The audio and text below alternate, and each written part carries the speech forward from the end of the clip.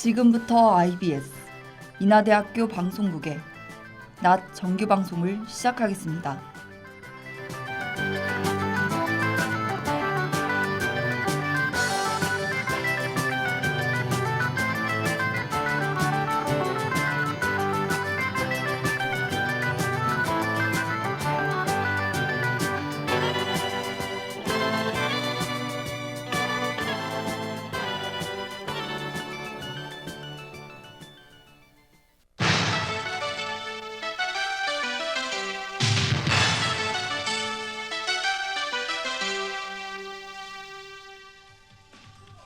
IBS 낮뉴스입니다.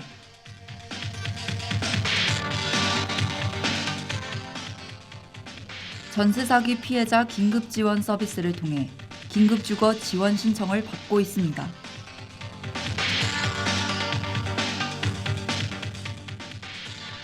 (43대) 총학생회가 직무대행 체제로 운영됩니다.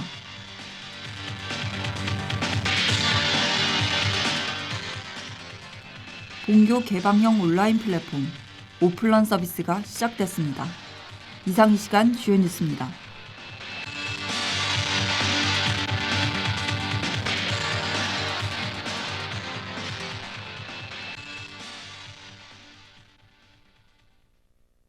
첫 번째 소식입니다. 전세 사기 피해자 긴급 지원 서비스를 통해 긴급 주거 지원 신청을 받고 있습니다. 최근 월세 임차인에게 월세 보증금을 받고 도주하는 사례가 전국적으로 발생됐습니다. 이와 같은 사례가 미추홀구 관내에서도 연속적으로 관측되어 인천도시공사와의 협의를 통해 긴급 주거 지원 신청을 받고 있습니다.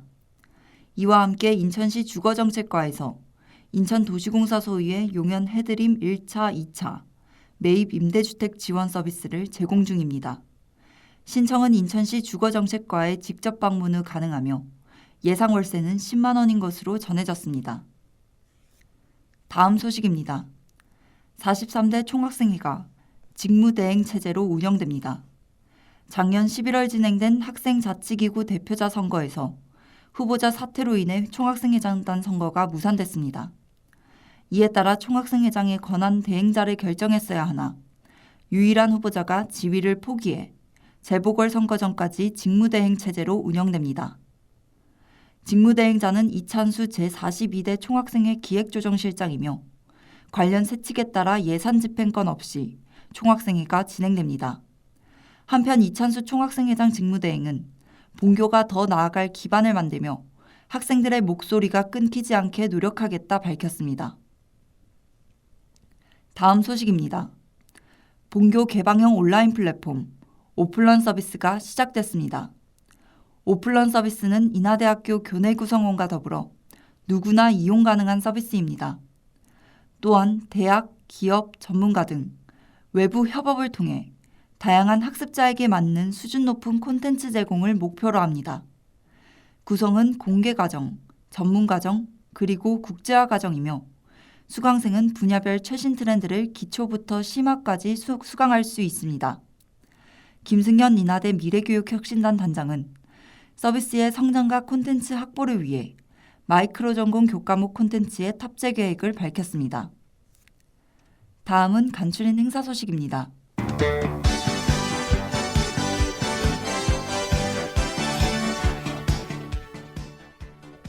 (2024학년도) 1학기 인공지능 융합 세미나에 대해 안내합니다. 이는 인공지능융합연구센터가 주관하며 인공지능과 4차 산업혁명에 관련된 교육을 목적으로 합니다. 3월 5일부터 매주 화요일 18시 40분부터 1시간 진행되며 총 13회차로 초청 인사의 순환 세미나로 진행됩니다.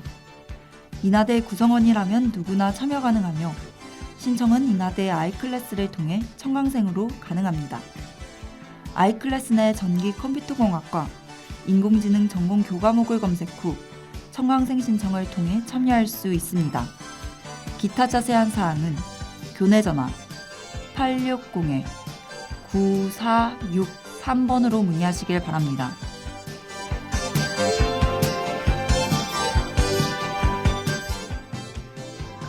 2024학년도 1학기 런런 챌린지 프로그램에 대해 안내합니다. 이는 교수학습개발센터에서 주관하며 자기조절 멘토링을 통한 학사경고 구제 프로그램입니다. 참여 대상은 2024학년도 1학기 기준 최초 1회 또는 2회 학사경고자이며 평점 1.7에서 2.5점 미만 학사경고 위험군도 신청할 수 있습니다. 활동기간은 3월 25일부터 6월 23일까지이며 총 13주 동안 자기조절 멘토링을 6회 수행하게 됩니다. 참여 혜택은 비교과 마일리지 2점이 부여되며 최종 챌린지 점수에 따라 해당하는 장학금을 지급받게 됩니다. 기타 자세한 사항은 교내 전화 860-7025번으로 문의하시길 바랍니다.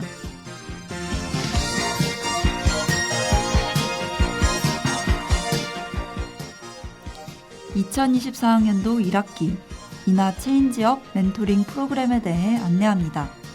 이는 교수학습개발센터에서 주관하며 학습 역량 강화와 학업 성취도 향상 지원 프로그램입니다. 멘토는 2024학년 1학기 기준 3학년 이상 학부 재학생, 멘티는 장학 장기 휴학 후 복학생, 전과 편입생만 참여 가능합니다.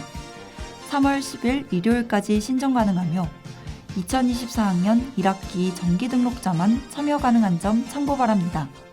참여 혜택으로 멘토는 활동비 30만 원이 지급되며 우수활동팀으로 선발 시 팀당 최대 50만 원이 지급됩니다. 기타 자세한 사항은 교내 전화 860-7025번으로 문의하시길 바랍니다.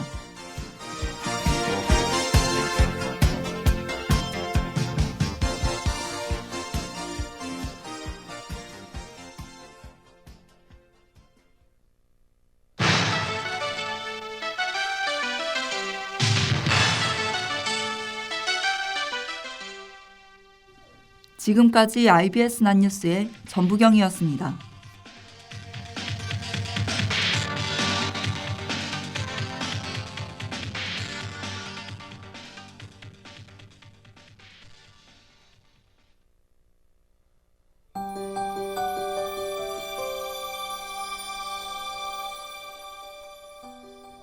얼마 전 흥행했던 영화 원카 모두 보셨나요? 초콜릿 메이커이자 마법사인 주인공 원카가 세계 최고의 초콜릿 메이커가 되기 위한 여정을 담은 영화입니다. 다른 판타지 이야기들도 그러하듯 라이벌들의 견제와 계략으로 위험에 처하게 돼요. 그렇지만 주인공 원카는 가족 그리고 동료들과 꿈을 향한 굳은 마음이 있죠. 마술을 부리는 영화 속 주인공과 달리 현실의 우리는 고난과 시련만이 가득한 것 같아 얄궂게 느껴지기도 합니다. 우리는 영화 속 주인공과 같은 마법을 부릴 수는 없을 테지만 영화 속 주인공이 가졌던 마음처럼 자신의 꿈을 향한 굳은 마음을 가지고 있다면 어쩌면 영화보다도 더 영화 같은 해피엔딩이 찾아올 거랍니다.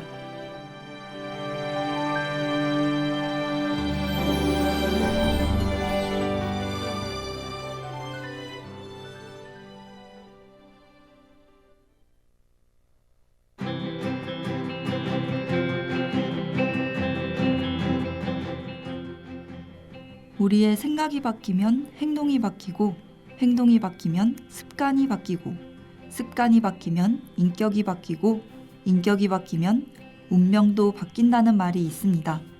미국의 철학자이자 심리학자인 윌리엄 제임스는 이런 말을 남겼죠. 결국 변화의 시작은 생각에서 비롯된다는 말인데요. 한 분야를 대표하는 사람들은 어떠한 생각을 가지고 있을지 그리고 무슨 행동을 했을지 궁금하시지 않으신가요? 매주 화요일 낮 한 분야의 아이콘이라고 불리는 사람들의 이야기. 오늘의 아이콘 지금 시작합니다.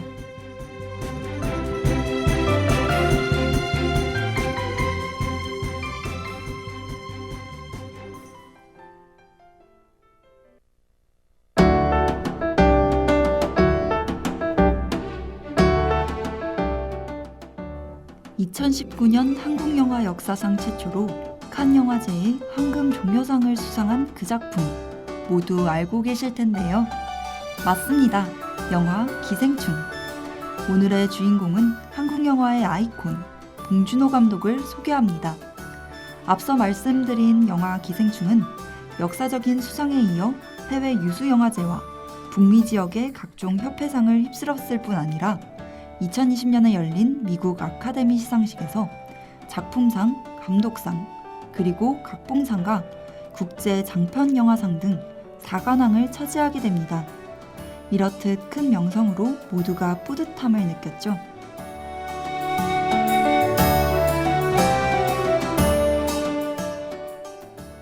봉준호 감독은 1969년 대구에서 태어나 연세대 사회학과에 진학해 노란문이라는 영화 동아리를 만들며 첫 단편영화 백색인을 연출하게 되었어요. 이후 한국영화 아카데미에 들어가 영화를 공부하며 몇몇 단편영화와 각본을 거쳐 2000년 장편영화 플란다스의 개로 데뷔하게 됩니다. 비록 이 작품은 흥행에 실패하게 되지만 봉준호 감독은 다시 한번 시도해 살인의 추억으로 그해 최대 흥행을 거두며 주목받게 되었어요. 봉준호 감독과 송강호 배우의 인연도 이때 시작되었답니다. 그 후 영화괴물이 역대 흥행 신기록을 세우며 천만 영화에 이름을 올리게 되었고 외에도 마더, 설국열차, 그리고 옥자까지 많은 화제작을 이어가게 됩니다. 봉준호 감독의 영화 이야기는 노래 한 곡 듣고와 이어 설명할게요.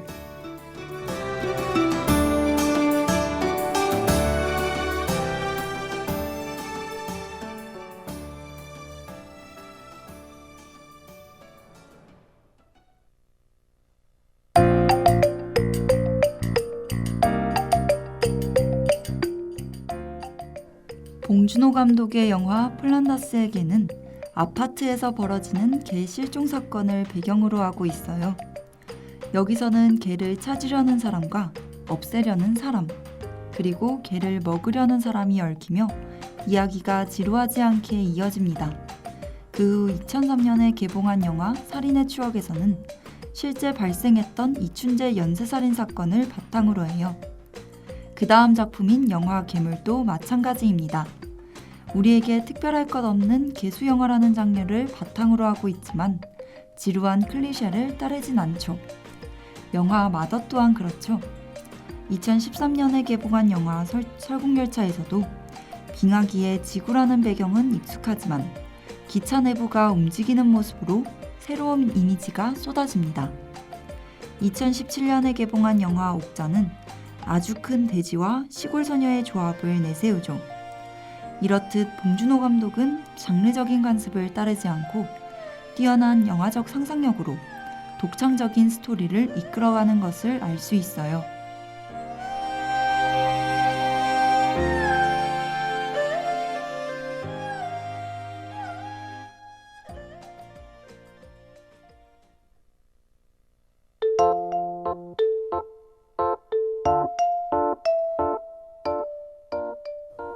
봉준호 감독은 캐스팅을 할 때 오디션을 보는 듯한 분위기를 선호하지 않는다고 합니다.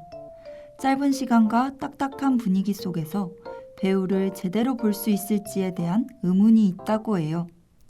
봉준호 감독의 방식은 상대 배우와 함께 카페에서 이야기를 하며 자신의 좋아하는 것을 얘기할 때의 표정, 싫어하는 것을 얘기할 때의 눈빛, 부끄러워할 때 떨리는 목소리 등을 보면 영화 속 어떤 역할에 어울리겠는지가 보인다고 말해요. 이렇게 봉준호 감독은 세세하고 섬세한 시선을 가진 사람임을 알 수 있죠. 또 봉준호 감독은 작품의 세세한 디테일까지 신경 쓴다는 의미로 봉테일이라는 별명이 붙어 있기도 하죠. 봉테일이라는 별명에 대해서는 자신은 전체적인 윤곽을 보려고 하기에 디테일을 놓칠 때가 많다고 해요.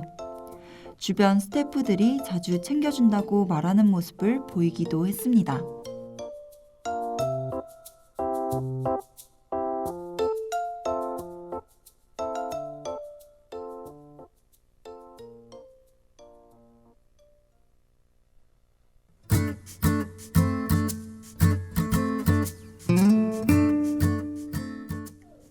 감독님의 작품을 보다 보면 저런 아이디어는 어디서 나올까 싶을 때가 많은데요. 봉준호 감독이 실제로 경험했던 것들이 아이디어의 원천이 될 때가 많다고 합니다. 영화 기생충의 초반부는 가난한 김씨 가족 중 아들이 자신의 지인의 소개로 과외를 시작하면서부터 진행돼요. 이와 비슷하게 실제 봉준호 감독 또한 영화처럼 지인의 소개로 부유한 집안에서 가외 경험을 하며 그들이 생활하는 모습을 보았던 경험이 있다고 해요. 이렇듯 봉준호 감독은 영화 아이디어가 소소한 일상에 넘쳐난다고 말합니다. 그는 주로 아침 5시 반에 일어나며 주변의 조용한 카페에서 글을 쓰는 작업을 진행한다고 해요. 인물의 행동을 쓸 때에는 상황에 빠져들어 행동과 상황을 써내려가며 인물에 대해 생각한다고 말합니다. 영화 살인의 추억의 박두만 역에서 기생충의 기택 역까지 4번째로 합을 맞춘 배우 송강호는 봉준호 감독의 페르소나라고 불릴 만큼 많은 작품을 함께했죠. 봉준호 감독의 다양한 인물을 연기한 배우 송강호는 봉준호 감독을 어떻게 생각했을까요? 노래 한 곡 듣고와 이어 소개하도록 하겠습니다.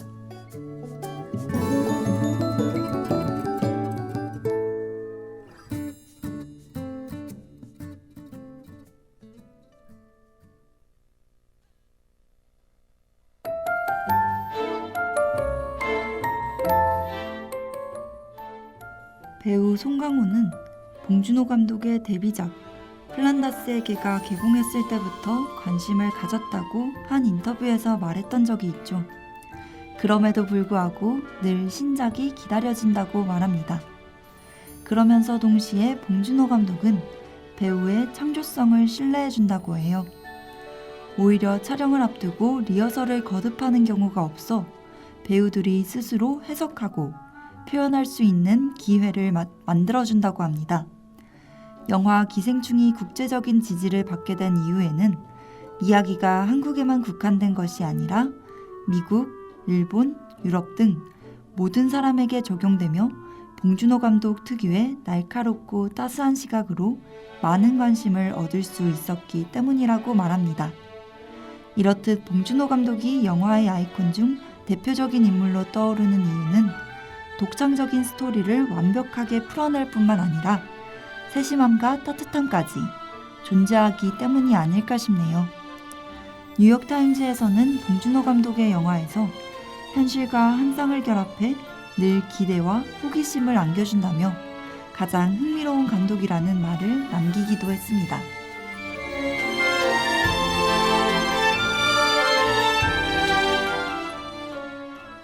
오늘은 영화의 아이콘 봉준호 감독에 대해 알아보았습니다.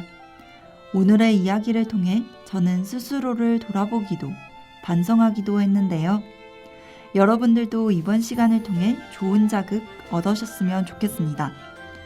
다음 주에는 어떤 분야의 이야기가 펼쳐질지 궁금하지 않으신가요? 한 분야의 아이콘이라고 불리는 사람들의 이야기. 오늘의 아이콘은 하현상의 불꽃놀이 들으며 여기서 마칩니다.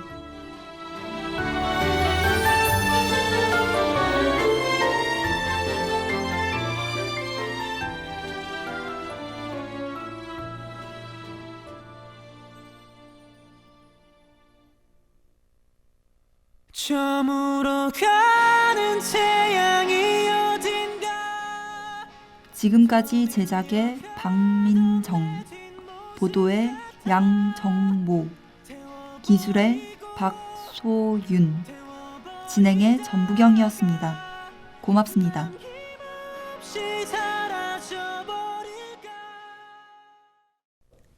지금까지 여러분께서는 IBS 인하대학교 방송국의 낮 정규방송을 들으셨습니다.